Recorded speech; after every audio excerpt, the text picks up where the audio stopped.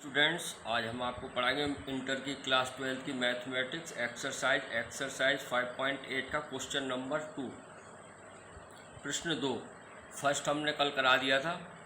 ये क्या है, जांच कीजिए कि रोले का प्रमेय निम्नलिखित फलनों में से किन किन पर लागू होता है। मैंने कही रोले का प्रमेय के लिए 3 प्रतिबंध है। नंबर 1, किसी भी अंतराल में, क्लोज अंतराल में ए बी पर वो सतत होना चाहिए और ए बी पर अवकलनीय होना चाहिए और एफ ए बराबर एफ बी। अगर ये तीनों प्रतिबंध संतुष्ट हो जाते हैं तो वह रोले का नियम उसमें लागू होता है।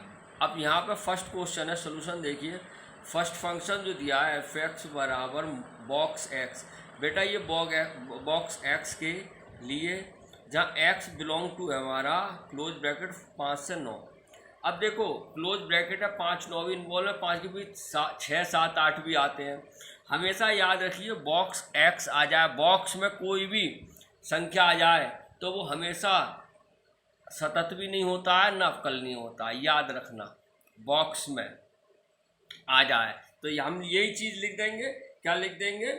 क्योंकि एफ एक्स बराबर बॉक्स एक्स बिंदु, अब बिंदु दिए, बिंदु एक्स बराबर 6 7 8, 5 भी 6 ले सकते हैं, 6 7 8 पर ना तो सतत है और ना ही अवकलनीय है। ठीक है, अवकलनीय है। अब इसलिए इसका क्या मतलब, रोले का प्रमेय संतुष्ट नहीं होता है। अतः रोले प्रमेय के प्रतिबंध संतुष्ट नहीं होते हैं। ठीक है, अतः रोले प्रमेय लागू नहीं है। रोले प्रमेय लागू नहीं होगा। रोले प्रमेय लागू नहीं होगा, यही होगा। अब देखो सेकंड पार्ट क्या है, ये भी ऐसे ही हो जाएगा। एफ एक्स बराबर हमारा क्या दिया, बॉक्स एक्स के लिए एक्स बिलोंग टू -2, 2।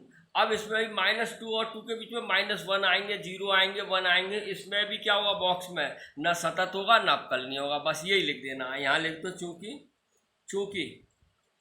चूंकि एफ एक्स बराबर बॉक्स एक्स बिंदु एक्स बराबर क्या क्या बचा है इसमें, अगर हम संख्या रेखा बनाए -2 के बाद -1 आएगा, 0 आएगा, 1 आएगा, 2 आएगा, यही तो आएगा इसके बीच में। तो एक्स बराबर -1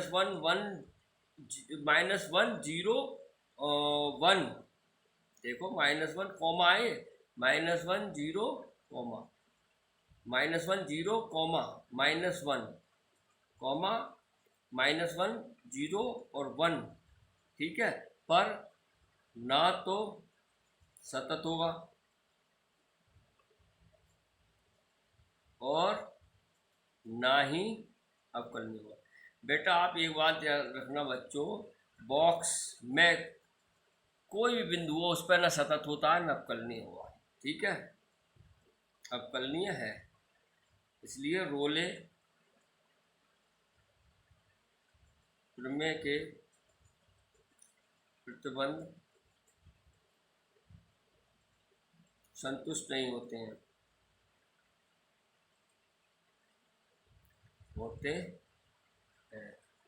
अतः रोले प्रमेय लागू नहीं होगा।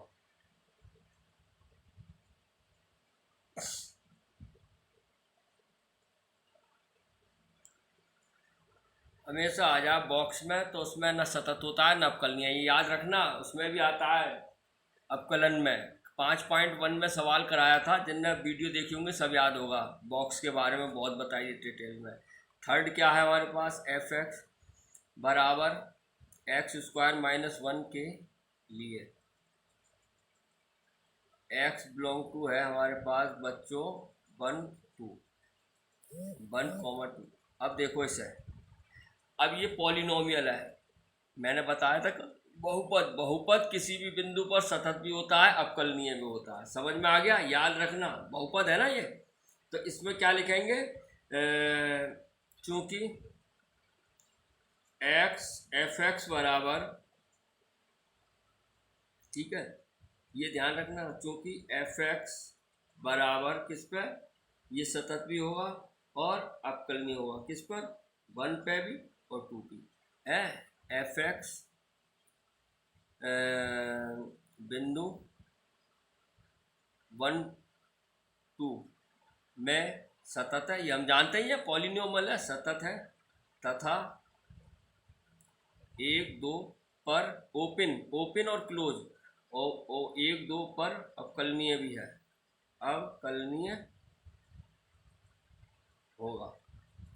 अब तीसरा प्रतिबंध क्या था, एफ ए बराबर एफ बी, एफ ए बराबर एफ बी, इसी को ही तो करते हैं। तो ए कितना आया, 1, इसलिए एफ वन निकालो, 1 - 1 बराबर 0, और एफ टू बराबर हो गया 2 का वर्ग, अरे इसमें रखेंगे -1, तो 4 - 1 बराबर 3। तो इसका मतलब ये भी बराबर नहीं है। हम देखते हैं कि हम देखते हैं कि F1 not equal to F2, बोलो भाई, F1 not equal to F2, अतः रोले प्रमेय लागू नहीं होगा। ये तीसरा प्रतिबंध संतुष्ट नहीं होगा, अतः रोले प्रमेय लागू नहीं होगा। यही आपका आंसर आ गया। तो हमें एक बात ये बच्चों याद रखनी है, किसी भी बॉक्स में, बॉक्स बोलते हैं इसे, ब्रैकेट नहीं बोलेंगे इसे, बॉक्स, ग्रेटेस्ट इंटीजर पॉलिनोमियल होता है, मतलब बहुपद, महत्तम बहुपद गुणांक बॉक्स में जो होता है। तो इसमें कोई भी बिंदु हो, 6 7 8 हो, कोई भी हो, रियल नंबर ना सतत होता है ना अवकलनीय, और पॉलिनोमियल में किसी भी बिंदु पर सतत भी होता है और अवकलनीय भी होता है, ये याद रखना। तो इस प्रकार ये हमारा क्वेश्चन 2 समाप्त हुआ। आशा है आपको समझ में आया होगा। धन्यवाद।